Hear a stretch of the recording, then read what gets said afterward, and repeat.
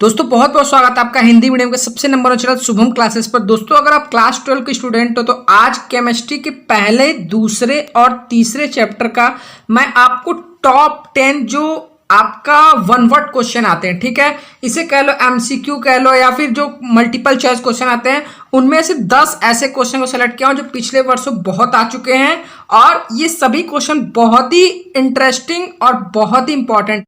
तो ये जो 10 प्रश्न मैं आज आपको बताऊंगा इनको एकदम ध्यान से देखना। अगर आप ध्यान से पूरा वीडियो देख लिए, एक एक क्वेश्चन का मैं आंसर भी लिखते चलूंगा और जो न्यूमेरिकल रहेंगे उनको भी मैं सॉल्व करते चलूंगा, ठीक है। तो ये 10 क्वेश्चन आपका इस वीडियो में क्लियर हो जाएगा। तो पहला क्वेश्चन है साटकी दोष पाया जाता है, ठीक है। तो साटकी दोष क्या होता है? साटकी दोष उन आयनिक पदार्थों में पाया जाता है जिनमें धनायन तथा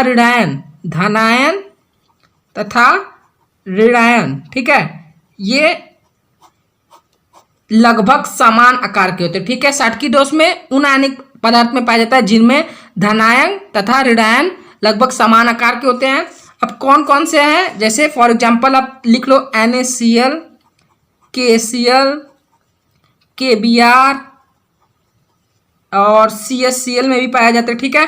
तो ये वो एलिमेंट है जिनमें धनायन तथा ऋणायन समान आकार के होते हैं, ठीक है। तो साटकी दोष इसमें से अगर कोई भी ऑप्शन में आपका रहता है NaCl, KCl, KBr, CHCl और एक AgBr भी होता है, आप इसको भी लिख सकते हैं। अगर ये पांचों कोई ऑप्शन में रहता है तो आप तुरंत इस पर क्लिक कर देना क्योंकि साटकी दोष इसमें पाया जाता है, ठीक है।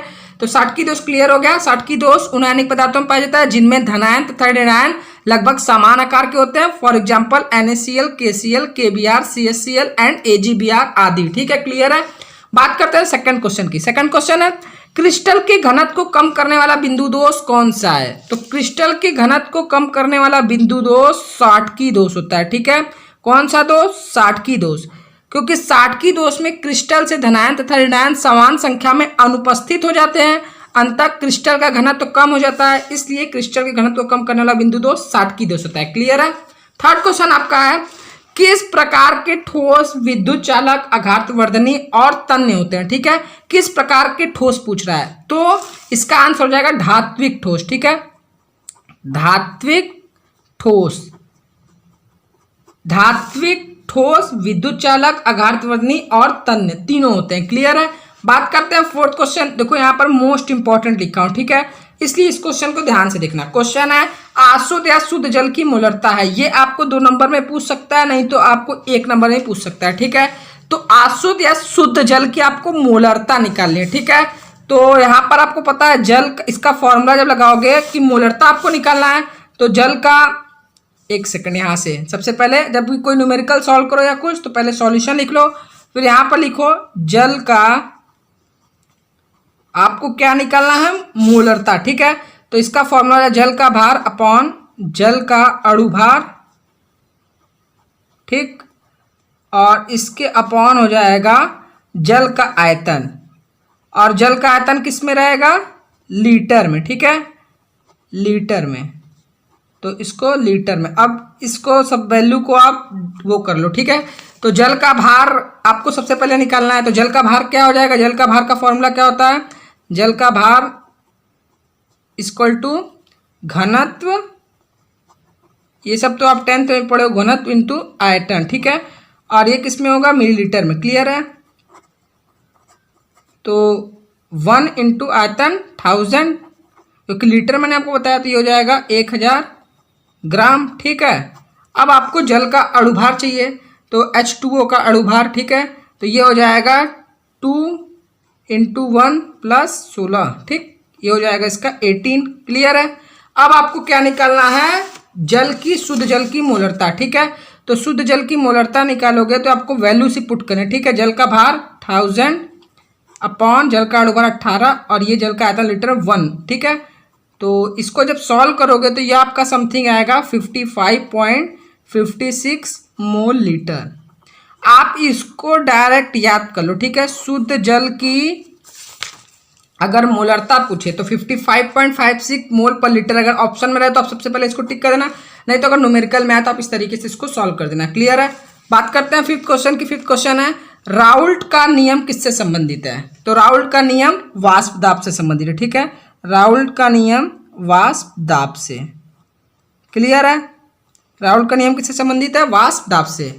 नेक्स्ट क्वेश्चन है वे विलयन जिनके, ये भी इंपॉर्टेंट क्वेश्चन है, ठीक है, क्योंकि पिछले वर्ष भी पूछा गया था और 2-3 वर्ष पूछा गया था। वे विलयन जिनके परासरण दाब समान ताप पर समान होते हैं तो इसे समपरासरी विलयन कहते हैं। क्या कहते हैं? समपरासरी विलयन। समपरासरी विलयन क्या होते हैं? जिनके परासरण दाब समान ताप पर समान होते हैं। क्लियर है? बात करते हैं 7 क्वेश्चन है किसी भी इलेक्ट्रोड का इलेक्ट्रोड विभव किस पर निर्भर करता है? तो किसी भी इलेक्ट्रोड का इलेक्ट्रोड विभव 3 चीज पर निर्भर करता है। पहला है धातु की प्रकृति पर, ठीक है, धातु की प्रकृति पर। दूसरा है विलयन के ताप पर, विलयन के ताप पर। और तीसरा है विलयन की मोलरता पर, ठीक है, मोलरता पर।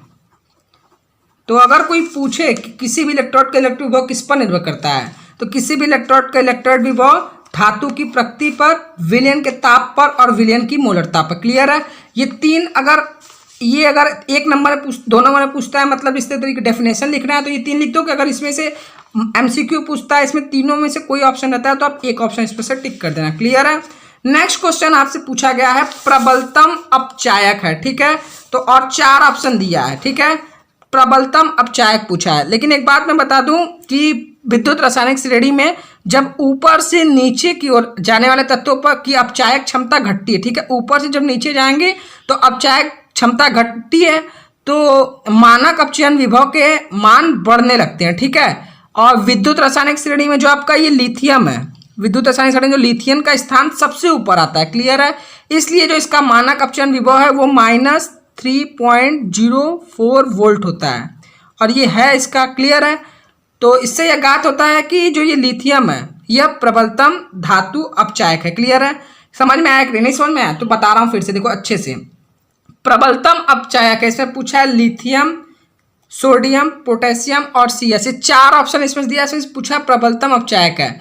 तो सबसे पहले समझो जो विद्युत रासायनिक श्रेणी में ऊपर से नीचे की ओर जाने वाले तत्वों की अपचायक क्षमता घटती जाती है, ठीक है, क्योंकि जब मानक अपचयन विभव के मान बढ़ने लगते हैं तो विद्युत रासायनिक श्रेणी में जो ये लिथियम आपका है वह सबसे ऊपर स्थान पर है, ठीक है, लिथियम सबसे ऊपर स्थान पर है। तो इसका जो मानक अपचयन विभव है वो -3.04 वोल्ट है। इससे यह ज्ञात होता है कि लिथियम का जो धातु प्रबलतम अपचायक है, लिथियम धातु प्रबलतम अपचायक है। क्लियर है? बात करते हैं 9वां क्वेश्चन है। 9वां क्वेश्चन है धातु जो सरलता से ऑक्सीकृत हो जाती है। इसमें भी 4 ऑप्शन दिया है। धातु जो सरलता से ऑक्सीकृत हो जाती है, ठीक है, तो मैं आपको बता दूं जो Cu, Ag और जो Pt है, ठीक है, की तुलना में एल्युमिनियम का जो मानक इलेक्ट्रोड विभव या मानक अपचयन विभव ये अधिक ऋणात्मक होता है। एल्युमिनियम का जो मानव इलेक्ट्रोड विभव होता है -1.66 वोल्ट, ठीक है, तो यह Cu, Ag और Pt की अपेक्षा बहुत सरल से ऑक्सीकृत हो जाता है, ठीक है। तो धातु जो सरलता से ऑक्सीकृत होता है एल्युमिनियम। क्लियर इन चारों ऑप्शन में। बात करते हैं 10वां क्वेश्चन। H3PO4 की 1 मोल विलयन की नॉर्मलता है। आपको यहां पर क्या निकालनी है? इसकी नॉर्मलता निकालनी है। क्लियर है? तो H3PO4 यह एक त्रिभाषमिक अम्ल है। इसका मतलब इसकी जो क्षारकता है वह 3 है, ठीक है, इसकी क्षारकता है 3। अब ये क्षारकता मैंने क्यों आपको बताया? क्योंकि इसमें आपको निकालना क्या है? इसमें आपको निकालना है H3PO के 1 मोल विलयन की नॉर्मलता, ठीक है। तो नॉर्मलता की फॉर्मूला क्या होती है? मोलरता इंटू क्षारकता। तो 1 मोल का निकालना है तो 1 इंटू क्षारकता 3, ये 3 इसका नॉर्मलता, यहाँ पर 3rd D ऑप्शन इसका हो जाए। क्लियर है? तो पसंद है तो लाइक और शेयर जरूर करें। आज के लिए इतना ही, मिलते हैं नेक्स्ट वीडियो में, तब तक के